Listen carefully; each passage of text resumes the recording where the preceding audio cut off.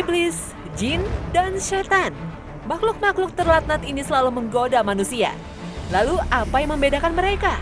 Dan bagaimana hukumnya kita bekerja sama dan minta bantuan bangsa jin?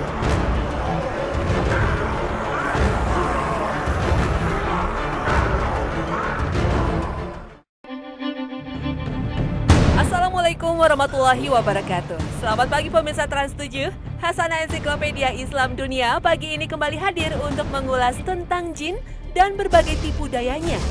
Jin adalah makhluk halus yang tidak bisa dilihat secara kasat mata. Jin menjadi sosok yang bentuknya misterius, namun berbagai budaya menampilkan jin dengan ragam bentuknya yang khas. Di barat dikenal Dracula atau vampir, kisah makhluk pengisap darah manusia berubah menjadi kisah drama. Bagaimana jadinya jika seorang vampir menikahi seorang gadis kemudian memiliki seorang anak? Ini hanya sebuah cerita film. Di Indonesia, kisah para pemburu hantu pun laris manis. Nah, bagaimana sesungguhnya jin dalam pandangan Islam? Kenapa banyak manusia yang tersesat oleh bangsa jin?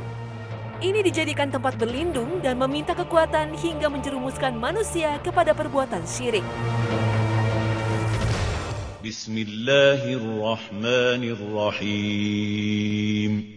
قل أوحي إلي أنه استمع نفر من الجن فقالوا إنا سمعنا قرآنا عجبا. Katakanlah, hai Muhammad, telah diwahyukan kepadamu bahwa telah mendengarkan sekumpulan jin akan Al-Quran, lalu mereka berkata, sesungguhnya kami telah mendengarkan Al-Quran yang menakjubkan, yang memberi petunjuk kepada jalan yang benar, lalu kami beriman kepadanya. Dan kami sekali-kali tidak akan mempersekutukan seseorang pun dengan Tuhan kami. Dikisahkan sekumpulan bangsa jin tengah mencuri kabar rahasia dari langit, tapi tiba-tiba api menyambar mereka hingga membuat mereka terkejut. Kemudian bangsa jin kembali kepada kaumnya.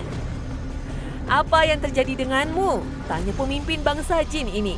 Sebuah rintangan telah ditempatkan di antara kami dan kabar dari langit. Api yang menyala dilemparkan kepada kami. Jelas sekumpulan jin. Kalau begitu pasti ada sesuatu yang baru terjadi. Pergilah ke arah timur dan ke arah barat. Apa yang telah ditempatkan sebagai rintangan antara kalian dan kabar dari langit? Suruh sang kepala jin. Kemudian bangsa jin ini pergi menuju Tihama dan melihat Rasulullah SAW tengah menjalankan sholat fajar bersama para sahabatnya. Demi Allah, inilah rintangan yang telah menghalangi kita dari kabar langit, ujar sang jin. Saat itu Rasulullah tengah membaca surat Ar-Rahman. Dan ketika Rasulullah membaca ayat yang berbunyi, maka nikmat Tuhan kamu manakah yang kamu dustakan? Ketika ayat itu dibacakan, para jin itu langsung menjawabnya, wahai Tuhan kami, sesungguhnya kami tidak mendustakan nikmat-Mu sedikit pun. Segala puji hanya bagimu yang telah memberikan nikmat lahir dan batin kepada kami. Ketundukan jin pada Allah dan Rasul-Nya diabadikan dalam surat jin. Telah diwahyukan kepadaku sekumpulan jin mendengarkan Al-Quran, lalu mereka berkata, sesungguhnya kami telah mendengarkan Al-Quran yang menakjubkan, yang memberi petunjuk kepada jalan yang benar. Karena itu, kami mempercayainya, dan kami tidak akan mempersekutukan Allah dengan siapapun juga. Selain dalam surat jin, peristiwa ini diabadikan juga dalam surat Al-Ahqaf. وَإِذْ صَرَفْنَا إِلَيْكَ نَفَرًا مِنَ الْجِنِّ يَسْتَمِعُونَ الْقُرْآنَ فَلَمَّا حَضَرُوهُ قَالُوا أَنصِتُوا فَلَمَّا قُضِيَ وَلَّوْا إِلَى قَوْمِهِمْ مُنذِرِينَ. Para jin itu berkata kepada salah satu temannya, diamlah, perhatikanlah bacaannya. Sesudah itu mereka kembali kepada kaumnya untuk mengingatkan mereka pada jalan yang benar. Menurut sebagian riwayat, segerombolan jin berjumlah 7 jin, tapi ada yang berpendapat lain, mereka berjumlah 9 jin. Gerombolan jin ini sedang mengadakan perjalanan terhenti karena takjub, lalu mendengarkan bacaan Rasulullah dalam sholatnya. Setelah mendengar surat Ar-Rahman inilah, bangsa ini menyatakan berbaiat kepada Rasulullah. Rombongan jin dipimpin oleh jin bernama Wirdan yang berasal dari Nasibain, daerah yang terletak di perbatasan antara negara Irak dan Suriah. Peristiwa itu terjadi di tempat yang terletak di Kampung Ma'la, tak jauh dari perkuburan kaum muslim di kota Mekah. Di tempat ini kemudian didirikan masjid yang menjadi monumen terpenting dialog antara Rasulullah dan para jin. Menurut sejumlah ulama, tidak ada jin yang diutus menjadi nabi dan rasul. Oleh karena itu, nabi dan rasul berasal dari golongan manusia dan berkewajiban menyampaikan dakwahnya tidak hanya kepada manusia, juga bangsa jin. Dalam surat Al-Ahqaf dijelaskan secara terperinci bahwa jin itu ada yang beriman dan membenarkan Al-Quran.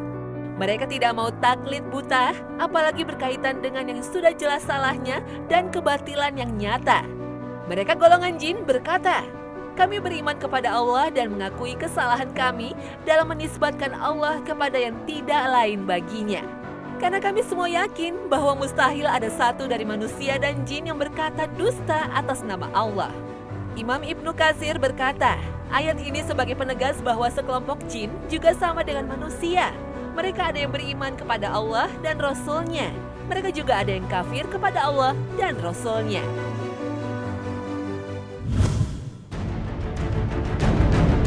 Bangsa jin yang termasuk golongan kafir berusaha merasuki manusia agar terjerumus kepada jalan kesesatan. Inilah yang terjadi saat manusia mengalami kesurupan. Kesurupan atau kerasukan yang kita kenal adalah kondisi saat raga seorang manusia dikuasai oleh sesosok makhluk metafisik. Seorang yang sedang kesurupan menjadi tidak sadar diri dengan tindakan yang mereka lakukan. Biasanya orang yang sedang mengalami kesurupan bersikap aneh seperti meniru sesosok makhluk, entah itu hewan atau lainnya. Terkadang pula tampak meniru perilaku binatang seperti harimau ataupun ular. Masuknya makhluk halus ke dalam tubuh manusia bisa dikatakan sebagai salah satu godaan setan. Melalui jin, setan menyerang iman seorang muslim yang sedang goyah. Menurut Ibnu Taimiyah, gangguan jin atau setan terhadap manusia terjadi pada celah emosi seperti syahwat, hawa nafsu, mabuk cinta, amarah, dan rasa takut. Bahkan dalam sebuah hadis disebutkan, setan dapat berjalan pada tubuh manusia melalui aliran darah. Sebagian besar gangguan jin itu disebabkan kebencian atau pembalasan dari pihak jin setelah disakiti oleh manusia. Tapi ada kalanya golongan mereka memang ingin mengganggu manusia. Gangguan jin terhadap manusia tidak hanya berupa kesurupan saja. Ada beberapa kriteria jenis gangguan yang disebabkan oleh jin. Misalnya, jin masuk ke dalam alam tidur kita berupa mimpi buruk. Ada pula gangguan berkepanjangan, seperti orang yang terkena ilmu santet atau guna-guna. Oleh karena itulah, kita harus selalu mengawali segala aktivitas dengan berdoa memohon perlindungan kepada Sang Penguasa Jagat Raya, Allah Subhanahu wa Ta'ala.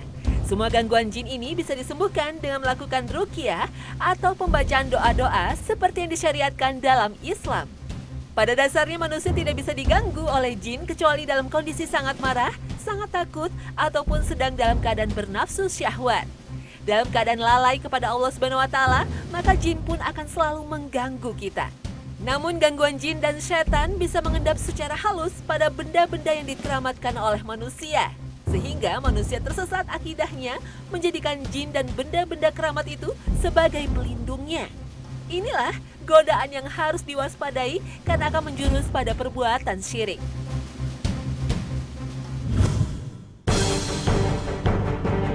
Secara bahasa, jin adalah makhluk yang tidak tampak, yang kriterianya banyak tercantum di dalam Al-Quran.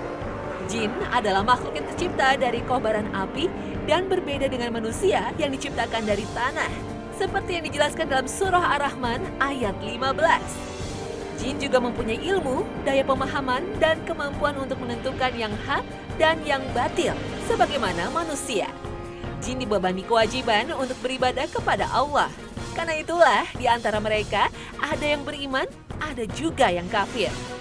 Sebagaimana manusia, bangsa jin juga mengalami kematian dan akan dibangkitkan pada hari akhir untuk mempertanggungjawabkan semua perbuatannya. Bangsa jin dahulu dianugerahi kekuatan untuk menembus langit dan mencuri berita dan rahasia langit, namun saat ini tak ada lagi yang melakukannya.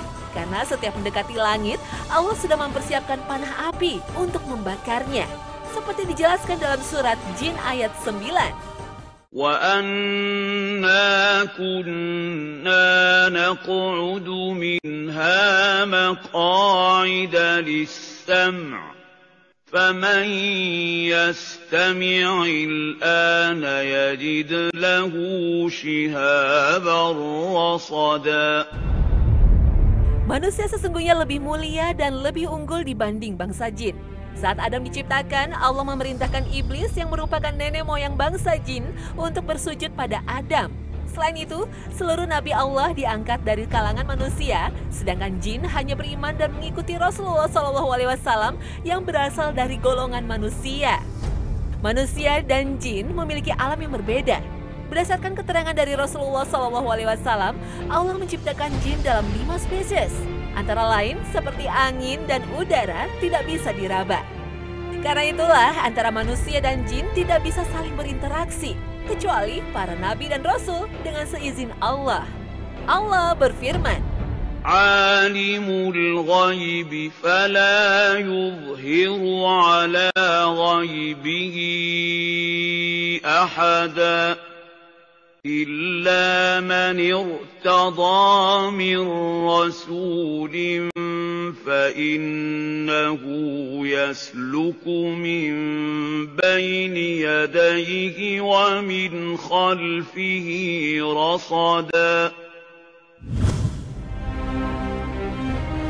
Nabi Sulaiman alaihissalam adalah seorang nabi yang dianugerahi Allah kekuasaan untuk menaklukkan bangsa jin. Dalam surat Saba ayat 12, Allah berfirman, "Dan kami tundukkan angin bagi Sulaiman yang perjalanannya pada waktu petang sama dengan perjalanan sebulan, dan kami alirkan cairan tembaga baginya. Dan sebagian daripada jin ada yang bekerja di hadapannya dengan izin Tuhannya." Bangsa jin ini tunduk kepada perintah Nabi Sulaiman.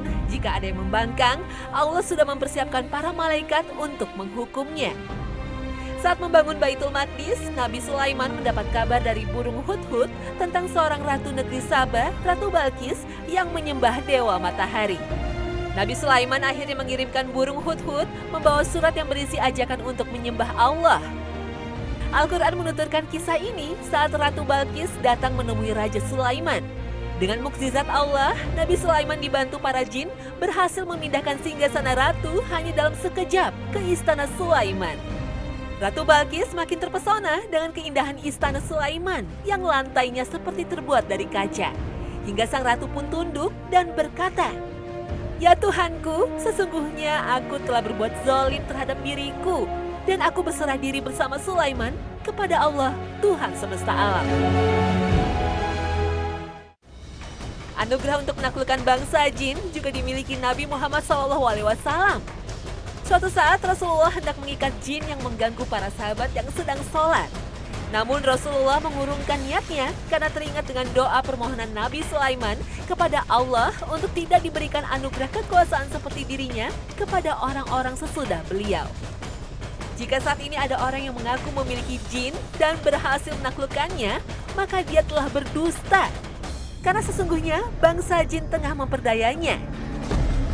Oleh karena itu, sebagian ulama mengharamkan untuk bekerja sama dengan jin, apalagi meminta pertolongannya walaupun untuk kebaikan.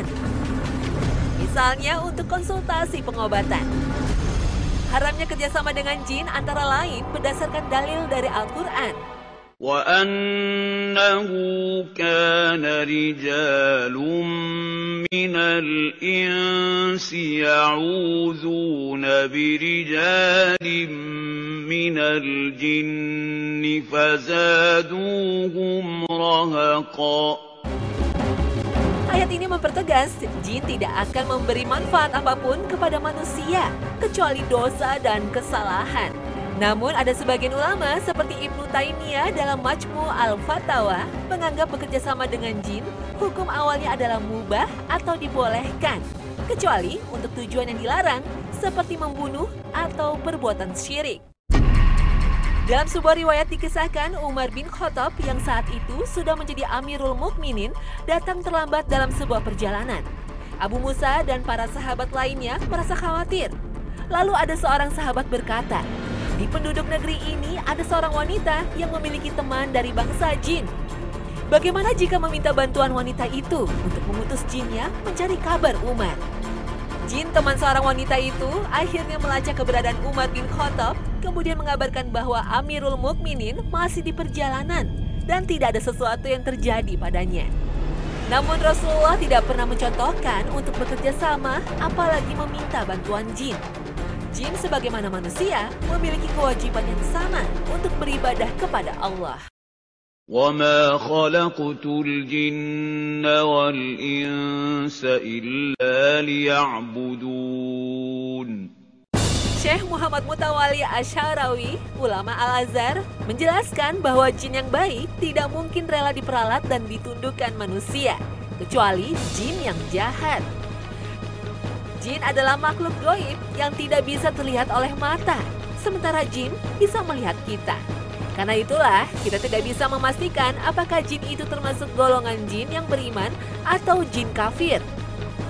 Dalam surat Al-A'raf ayat 27, Allah mengingatkan kepada umat manusia agar tidak tertipu oleh godaan syaitan. Karena sesungguhnya syaitan itu pemimpin bagi orang-orang yang tidak beriman. يا بني آدم لا يفتننكم الشيطان كما أخرج أبويكم من الجنة ينزع عنهما لباسهما. Allah memberi fitrah kepada manusia untuk bergaul dengan sesama manusia untuk memperoleh ketentraman dan kedamaian. Allah tidak memerintahkan manusia untuk bergaul dengan makhluk gaib sekalipun malaikat. Dan para malaikat saat menunjukkan diri di hadapan Rasulullah untuk menyampaikan wahyu lebih banyak menjelma seperti wujud manusia. Karena itulah bekerja sama dengan jin, apalagi meminta bantuannya, lebih banyak mendatangkan mudarat daripada manfaatnya. Sesungguhnya para nabi sebelum Nabi Muhammad SAW diutus dengan membawa risalah kenabiannya kepada umatnya secara khusus. Sedangkan Nabi Muhammad diutus Allah untuk seluruh umat manusia.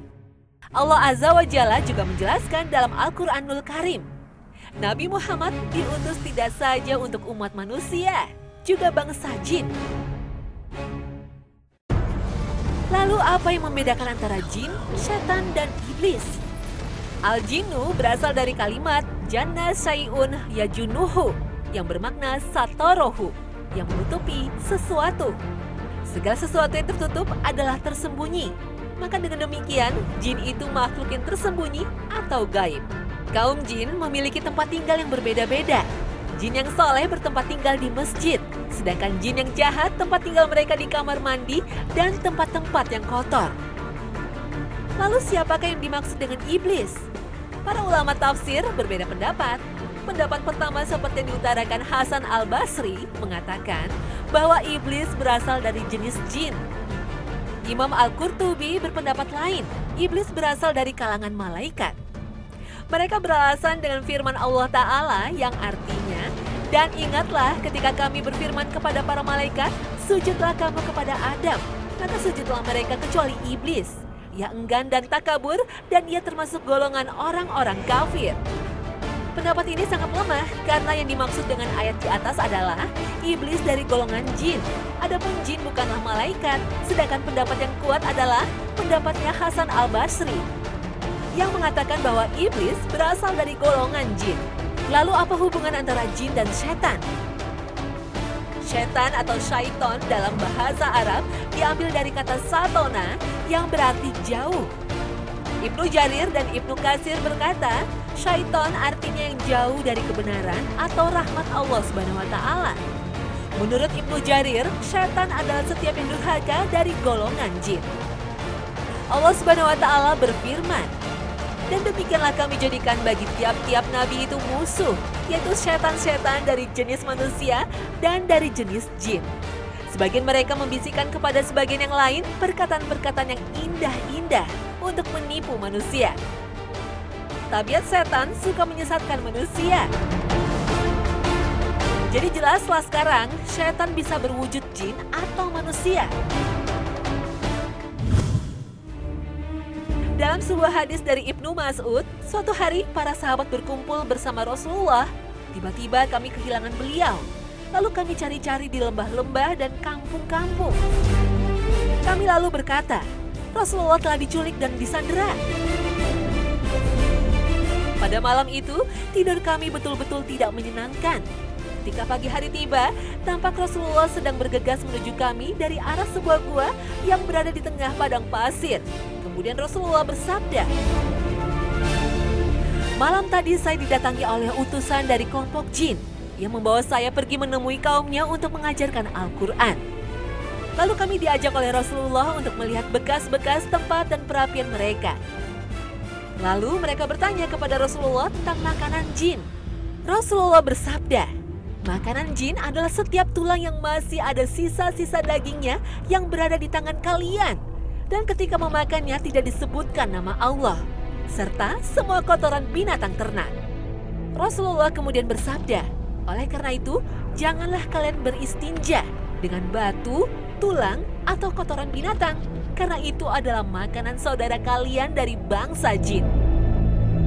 Bangsa jin yang kafir menyukai tempat-tempat kotor seperti toilet, tempat sampah, dan kuburan, karena di sanalah mereka mendapat makanannya. Dalam hadis yang lain, Rasulullah menjelaskan jin akan ikut makan jika seseorang di antara manusia makan dengan tangan kirinya. Rasulullah juga bersabda, jin akan ikut makan bersama orang yang ketika makan tidak mengucapkan basmalah. Inilah tipu daya jin yang berwujud setan. Rasulullah bersabda, apabila salah seorang di antara kalian memasuki rumahnya dan menyebut nama Allah ketika masuk dan saat makan, maka setan akan berkata kepada sobat-sobatnya, "Kita tidak punya tempat tidur dan tidak bisa makan malam ini." Sedangkan apabila ia masuk dan tidak menyebut nama Allah ketika masuk, setan berkata, "Malam ini kita punya tempat tidur." Dan apabila tidak menyebut nama Allah ketika makan, setan berkata, "Kita bisa makan malam ini." Iblis, nenek moyang bangsa jin, ia pernah menghadap Rasulullah dan membuka sejumlah rahasia penting untuk menggoda umat manusia. Inilah beberapa rahasia iblis. Iblis berkata pada Rasulullah, jika seorang muslim pergi buang air besar serta tidak membaca doa pelindung setan, maka aku gosokkan najisnya sendiri ke badannya tanpa dia sadari. Iblis pun kembali berkata, jika umatmu hendak bersetubuh dengan istrinya lalu membaca doa pelindung setan, maka larilah aku dari mereka. Jika tidak, aku akan bersetubuh dulu dengan istrinya dan bercampurlah benihku dengan benih istrinya. Jika menjadi anak, maka anak itu akan gemar kepada pekerjaan maksiat, malas kepada kebaikan. Ini semua karena kealpaan ibu bapaknya sendiri. Nauzubillah min zalik.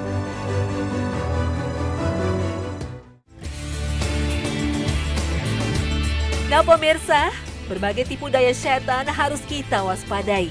Mudah-mudahan episode tentang jin ini selain menambah hasanah pengetahuan kita, juga mempertebal keimanan kita. Insya Allah. Terima kasih atas perhatian Anda dan wassalamualaikum warahmatullahi wabarakatuh.